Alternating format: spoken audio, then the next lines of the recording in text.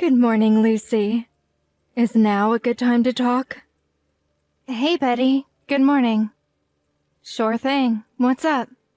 It's about Frank. Has he been busy lately or something? I wouldn't say so. He's home from work at the same time as always. Is he tired then?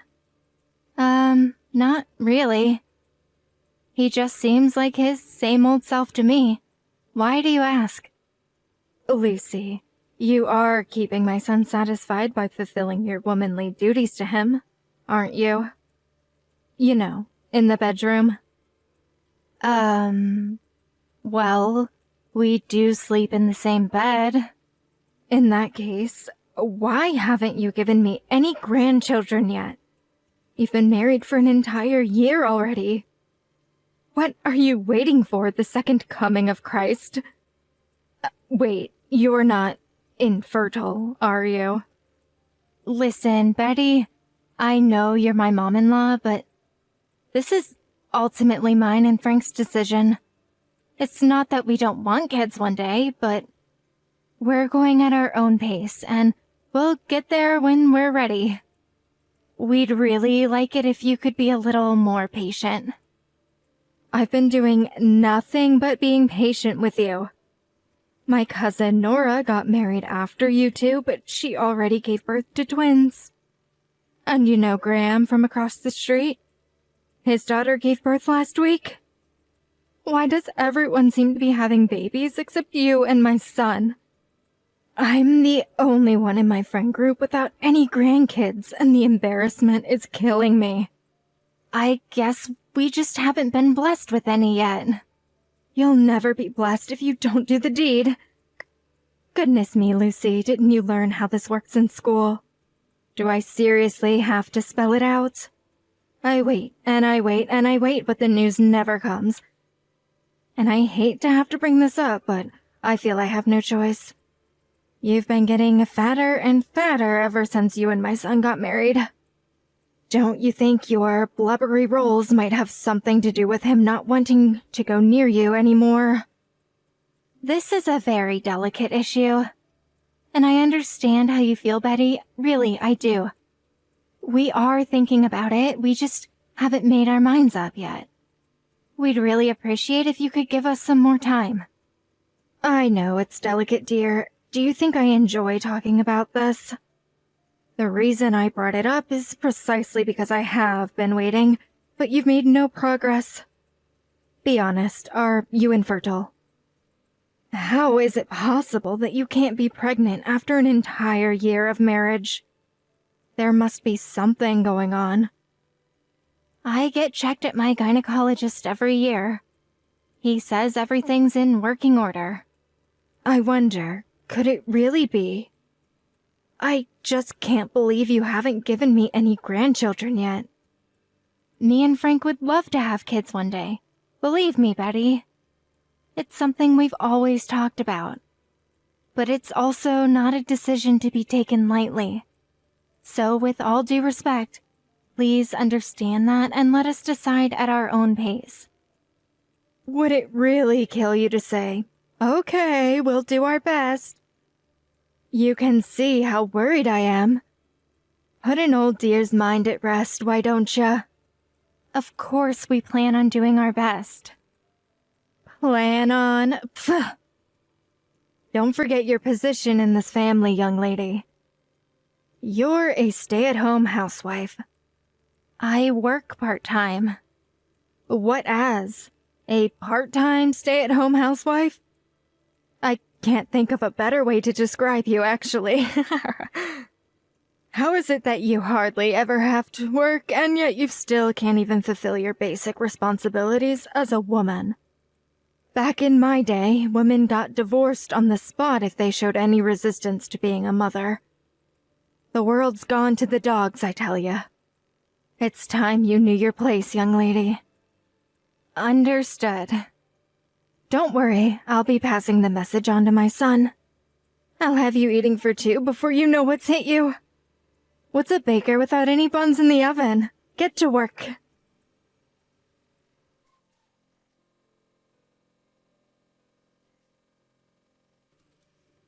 Hey, Betty.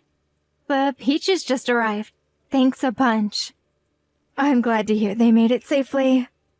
I went out of my way to have them sent over from the most respected peach farmer in America. They cost more than $10 each. Wow, these are some luxurious peaches. I didn't even know they got that expensive. We're really grateful. Thank you. Frank loves peaches. He'll be over the moon when he sees them. Make sure you eat your fill, too. I'm looking forward to hearing all about what you think of them. Betty, I'm really sorry, but I'm allergic to peaches. Always have been. I can't eat these. Uh-huh. Really? I didn't know that. Yep. But that doesn't mean I'm any less grateful. It really means a lot that you went out of your way to send us something so special. Frank can have my half, and I just know he's gonna love them. But they really are the most exquisite peaches you'll ever have the privilege of eating. Would it really hurt you to try one? Go on, just take a teeny-weeny little bite. Sorry, but I really can't. My allergy is pretty severe. Even just one bite would have me break out in rashes all over my body. Don't be silly, that's probably only from eating cheap, low-quality peaches. There's no way you've eaten anything this high quality before. Luxury could never be bad for you. Go on, just take a little bite. Anyway, even if you did have a reaction, what's the harm in a little rash? I bet you've never collapsed or gone into shock, have you? Well, I've never had anything that extreme, but aside from the hive-like rashes that break out all over my body, I also get super itchy. I haven't had an outbreak since I was a kid, but they're so uncomfortable. I remember the feeling like it was yesterday. Oh, stop being such a drama queen. You'll be fine. You're missing out on the chance of a lifetime if you don't try one. They're the sweetest, most succulent, most exquisite peaches you'll ever sink your teeth into. You absolutely have to try them. I appreciate the sentiment, but I'm sorry, I just can't. The thought alone scares me. I'm gonna have to pass. I see how it is. It's very clear how much I want you to try one. But you're dead set on refusing me, aren't you? To think you won't even take a little bite. You know, Lucy, it's considered good manners to eat things given to you by your superiors, even if they're things you don't like. They say your boss came into work with some cakes she made. I bet you'd eat one even if you didn't really like the look of them out of politeness, wouldn't you? Which only makes your refusal of my supreme kindness and boundless generosity even more despicable. I am your mother-in-law, young lady. This isn't about me not liking peaches. It's about me being severely allergic and coming out in whole body rashes when I eat them. That said, no, I wouldn't.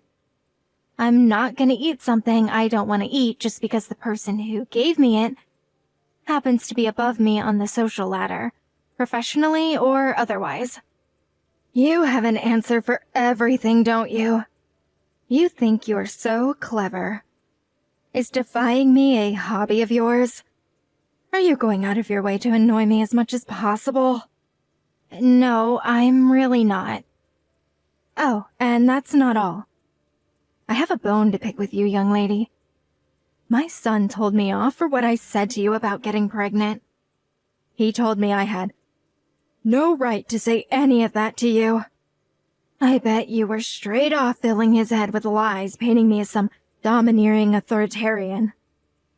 All I was doing was trying to provide some gentle encouragement because you two are clearly not capable of delivering the goods yourselves. I just told him what you said to me. You didn't have to go and do that. The idea was that you were supposed to do what needed to be done to get his juices flowing so he'd be in the mood to make babies, you simpleton. Why did my son have to marry the most thick-headed woman on the planet? You should know that all of our relatives will be at my uncle's wake next week. The thought of inviting such a tactless dullard to such an important family event is so terrifying it keeps me awake at night. I keep having these premonitions where you put your foot in the most awkward, embarrassing way and make me look like a fool in front of the whole family. Don't worry, I'll be careful not to cause you any problems. I hope that's true. Forget it, I'm wasting my breath. It's obvious by now that everything I say to you goes in one ear and straight out the other. Just see to it that you don't do anything that affects my stellar reputation in this family, or there'll be hell to pay.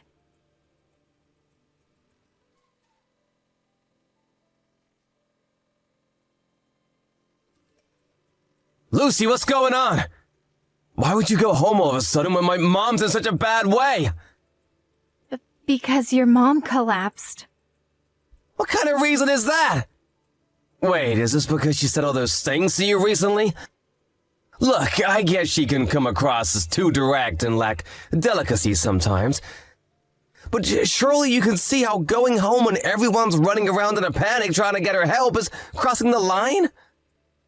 Are you at the hospital now? Yeah, she's receiving treatment as we speak.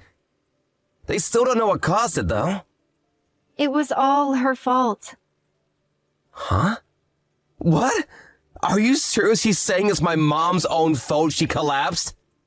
How can you say that with such confidence? No way. This doesn't add up. What did you do that made my mom start foaming at the mouth and collapse all of a sudden? She was unconscious, goddammit! I didn't do anything. She drank the coffee that was intended for me. There must have been washing detergent or something else not meant for human consumption in it. What? That coffee was meant as a malicious prank to embarrass me in front of the entire family. I noticed the weirdest smell just as I went to drink it. So I swapped it for her coffee while she wasn't looking. That's when she started foaming at the mouth and collapsed, right? I'm well within my rights to be pissed off when someone tries to poison me, Frank. I'm lucky I noticed it before she got her way. Because it would have been me lying in that hospital bed if she did. Is this for real? Yes. I can prove it. So I know there's a chance you won't believe me. But that coffee was originally meant for me. I'm sorry. Damn it! What the hell does my mom think she's doing? She's the worst! It's okay, sweetie. I'm sorry for hightailing it out of the house without explaining what happened. I should have spoken to you, but I was so mad I could barely contain myself. But I've been putting up with her harassment for so long now. This was the straw that broke the camel's back. I can't forgive her this time. When you say harassment, do you mean stuff other than pestering you about grandkids? Remember that box of peaches she sent us the other day? Yeah, you couldn't eat them because you're allergic, right? Here's the thing. Your mom knows full well I'm allergic to peaches. I remember telling her about it after we just got married. Now I might be able to entertain the idea she'd forgotten about it. If she hadn't seemed super curious and kept asking me all sorts of questions about how bad it was back then. Wow, seriously? Still though, it was over a year ago. Don't you think there's even a small chance she forgot? Maybe, just maybe I would if this was the first time she'd done it. But a few months back, she sent us that box of souvenirs full of candy with peach extract in it. I don't know exactly which part of the peach it is that gives me the reaction, so I play it safe by avoiding all of it. But it seems like she's sending everything she possibly can to try and make me have a flare-up. I told her back then I can't eat stuff with peach in it, so it's impossible for me to believe it's a coincidence. Oh my god, I'm so sorry, Lucy. I should never have gone through any of this. I had no idea at all. To think this was going on under my nose this whole time. Gah! Don't apologize, Frank. I'm at fault here too. I should have told you. It's just that I didn't want to rock the boat with her being your mom and all, so I figured it'd be best to keep my head down. I know that was stupid now. Keeping it all bottled up inside did nothing but stress me out. I'm sorry to say this, but there's no hope of me ever getting on with your mom. Me and her are done. Don't apologize, babe. But my mom's the one in the wrong here. She should have never treated you like she did. I'm amazed you managed to tolerate her for so long. I mean, Jesus! She even went as far as trying to poison you. Who knows what could have happened if that went wrong? You could have died for all she knew. Who the hell puts washing detergent in someone's coffee? She deserves everything that happens to her. Thank you so much for believing me, Frank. But what should I do? It just dawned on me that she might try saying it was me who put the washing detergent in her drink. Don't worry about that. I'm gonna have the coffee pot tested by a professional. I'll also let the rest of the family know what's going on in advance, so no one believes her lies if she starts pointing the finger. I'm so sorry I doubted you, babe, even if it was just for a second. You don't have a thing to worry about now, 'cause I got your back. I'm gonna protect you no matter what.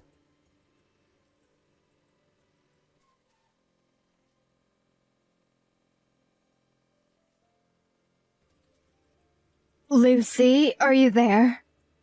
It'll finally be time for me to leave the hospital tomorrow. But you haven't been to visit me a single time. My son's just as bad. He's ignoring all my messages for some reason. Care to explain yourselves? Hey, Betty, I decided I want nothing more to do with you. Frank feels the same way. That's why I need you to refrain from messaging me like this from now on. Thanks.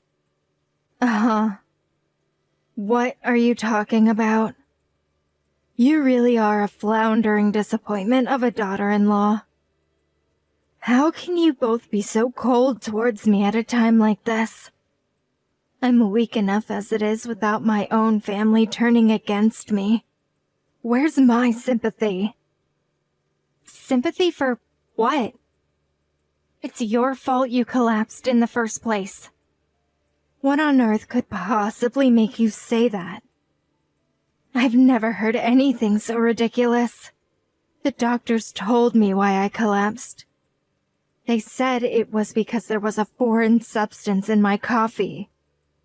So please think before you open your mouth, darling. You'll only keep embarrassing yourself if you don't. I'll never be able to acknowledge you as my son's wife if you keep acting like such a moron. I tell you what, why don't you just do us all a favor and divorce him right now? Give it a break, Mom!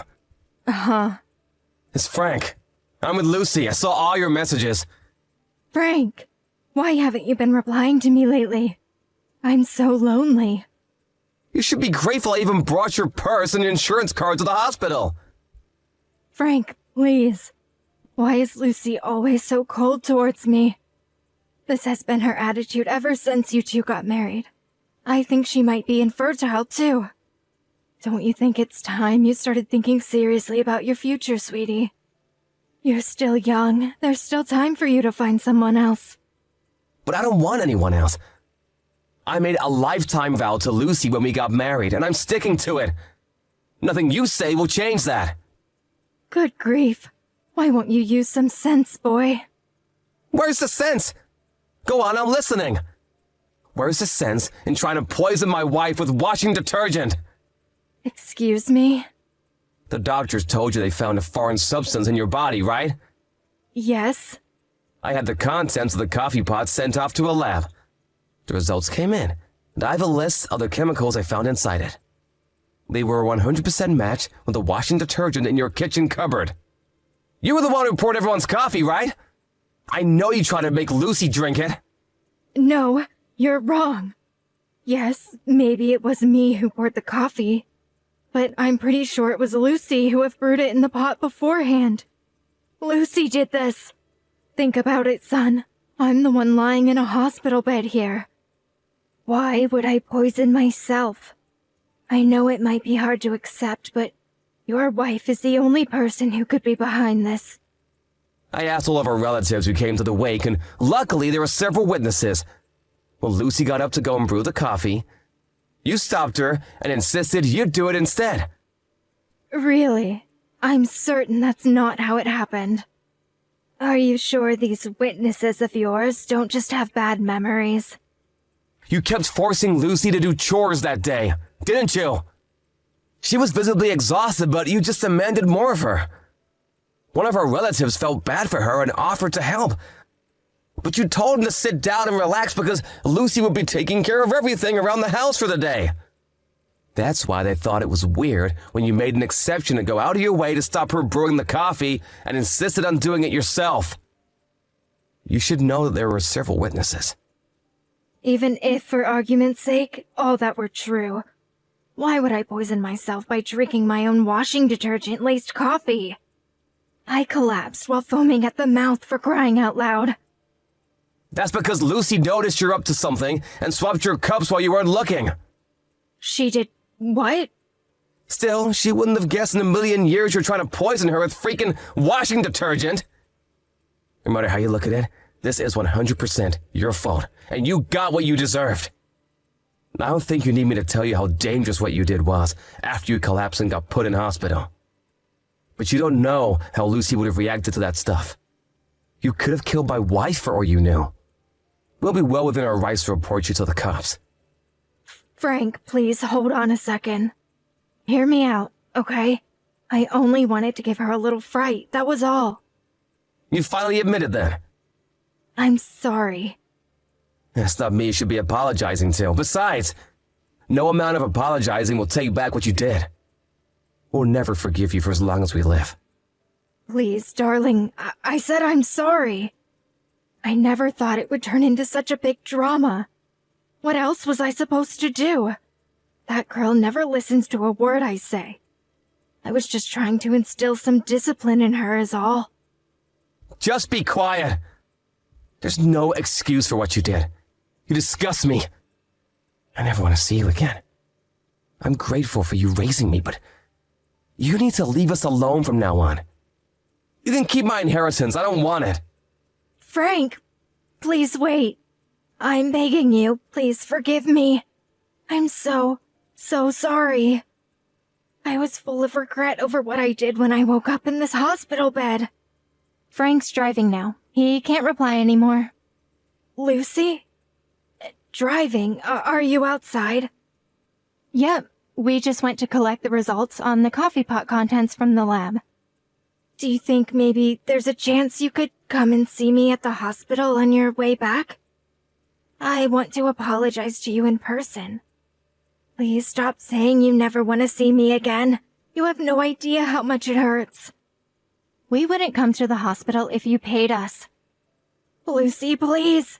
I'm so sorry. I mean it. I've never been this sorry about anything in my life. I've always known you don't like me. You did nothing but send us food you know I can't eat ever since we got married.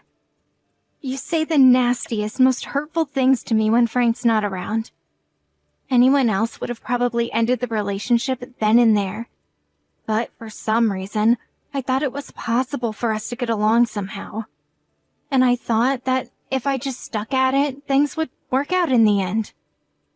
My Frank's been spending all his time with you ever since you got married. You stole my son away from me. I've been so lonely.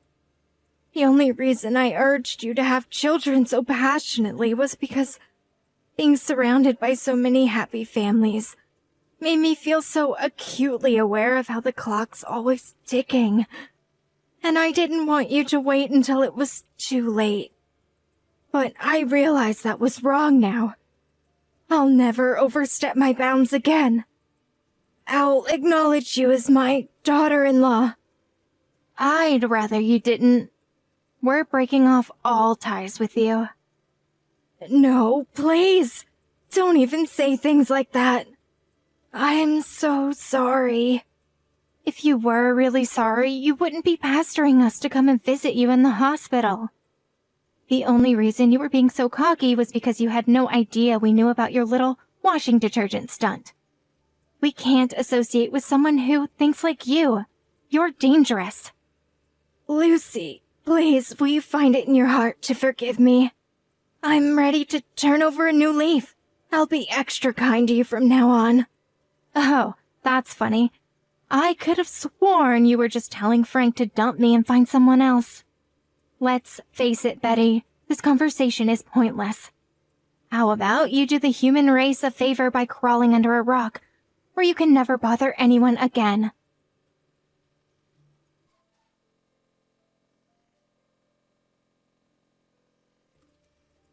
We never saw Betty again after that.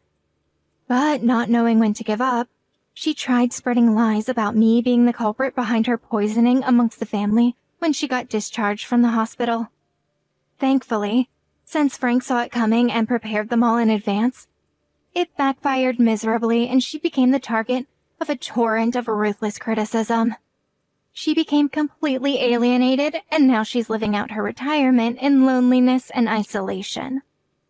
Between the shock of being disowned by her beloved son and her entire family finding out that she tried poisoning me with washing detergent, her spirit was broken, and she stopped leaving the house almost entirely. She was cited by a neighbor who also happens to be my friend lately.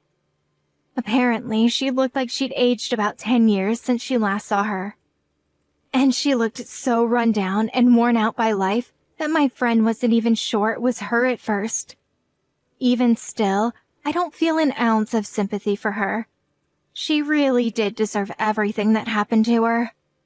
We moved far, far away just to make extra sure we'd never see the mother-in-law from hell again. And we're currently enjoying life in the new house we bought. Half a year after she collapsed, I finally fell pregnant. And now we're making preparations for our son to be born. We didn't tell her back when she was sticking her nose in because we didn't feel like it was her business. But the truth is, we've been trying for a baby for a very long time, and we're overjoyed now we finally have one on the way.